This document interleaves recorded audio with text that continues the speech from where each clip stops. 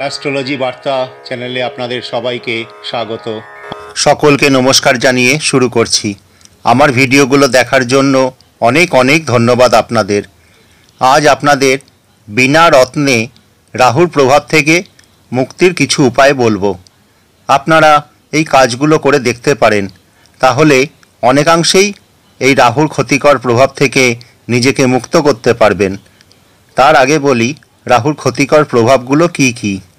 এর অশুভ প্রভাবে মিথ্যা কথা বলার প্রবণতা থাকে, নেশাগ্রস্ত হয়ে পড়ে মানুষ, কাল্পনিক ভয়, অযথা ভয় শরীর এবং মনকে গ্রাস করে, যে কোনো কাজে অনীহা দেখা দেয়, সব সময় ক্লান্ত লাগে, অবসন্ন লাগে, সমাজে বদনামের ভাগীদার হয়, মানুষের সঙ্গে ছলনা এবং প্রতারণা করে।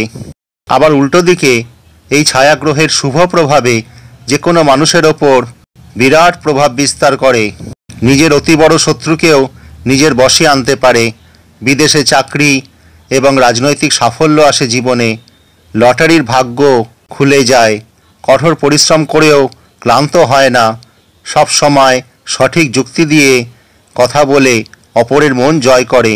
এবার খুব সহজ কিছু প্রতিকার বলবো।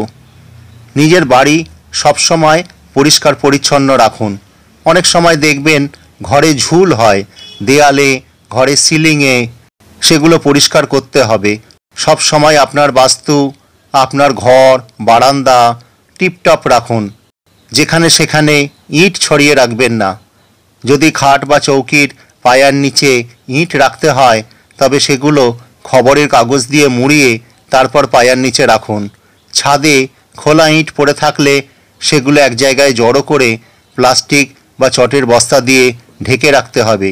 ঘরে পুরনো বৈদ্যুতিক বা ভাঙাচোরা ইলেকট্রনিক্স জিনিস খোলা রাখবেন না।